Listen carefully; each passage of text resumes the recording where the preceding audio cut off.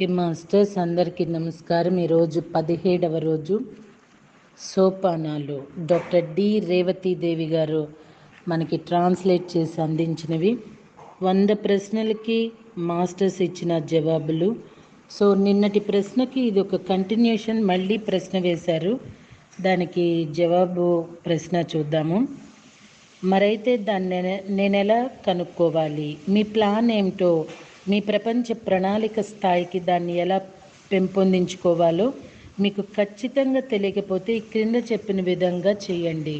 మీరు జీవితంలో చేయాలని విపరీతంగా ఇష్టపడుతున్న పనులను ఈ విధంగా వ్రాయండి అని ఒక 10 ఇచ్చారు.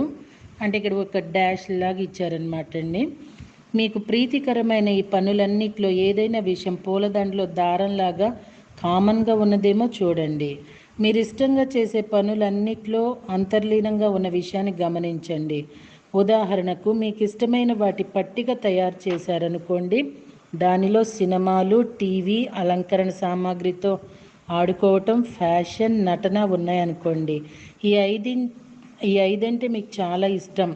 సినిమా పరిశ్రమలోని, టీవీ పరిశ్రమలో కానీ పనిచేయాలని మీరు ఎప్పుడూ పగటి కళలు కంటూ ఉంటారనుకోండి. అటువంటప్పుడు ఆ రంగంలో పని చేయటానికి అవకాశాల కోసం చూడటం మొదలు పెట్టండి.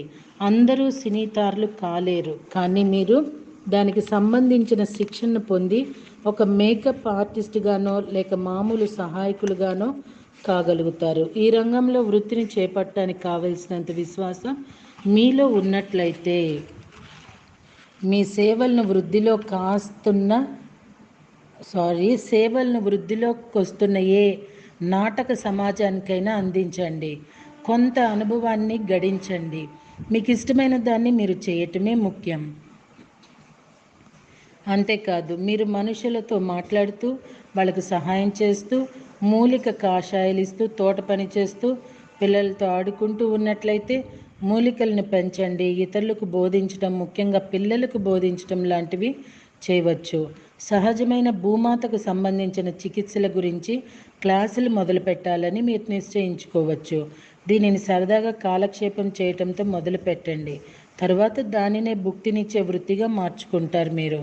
ముఖ్యమైన విషయం ఏంటంటే మీకున్న వరాలను నిర్వచించుకొని ప్రేమించాలి మీరు. వాటిని ముందు ఒక హాబీగాను, తర్వాత వృత్తిగాను ఉపయోగించుకోవాలి. ఇది మీకు చాలా తృప్తినిస్తుంది. మీ జీవితం ఎంతో ధన్యమైనదవుతుంది, సంతృప్తి ఉంటుంది. మీరు బాగా చేసే పనిని ఇతరులతో పంచుకోండి. ఓకే అండి. మరొక ప్రశ్న, దీనివల్ల ఆదాయంలో తగ్గుదల కనపడుతుందా?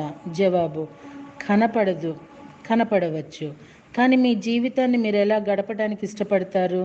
ధనవంతుడిగా దుఃఖంతో బ్రతుకుతారా, లేక సామాన్యునిగా ఆనందంతో సఫలతతో బతుకుతారా? ఈ రెండింటిలో ఎలా బ్రతుకుతారన్నది మీ ఇష్టం. మీ జీవితంలో ఇతరులకు కూడా సహాయపడే మీ నిజమైన వృత్తిని మీరు కనుగొన్నాక అప్పుడు మీ ధనం క్రమేణా పెరుగుతుంది. మీరు అంతవరకు అలవాటుగా సంపాదిస్తుండిన దానికన్నా ఎక్కువగా వచ్చేంతవరకు పెరుగుతుంది. మీకు ఇష్టమైన పని మీరు చేయటం మొదలుపెట్టాక ఇక ఎక్కువసేపు పని చేయకూడదన్న ఆలోచన, గడియారం చూడాలన్న కోరిక మీలో ఉండదు. ఓకే మాస్టర్స్, మళ్ళీ రేపటి రోజున మరొక ప్రశ్నతో కలుద్దామా? థ్యాంక్ యూ వెరీ మచ్ అండి.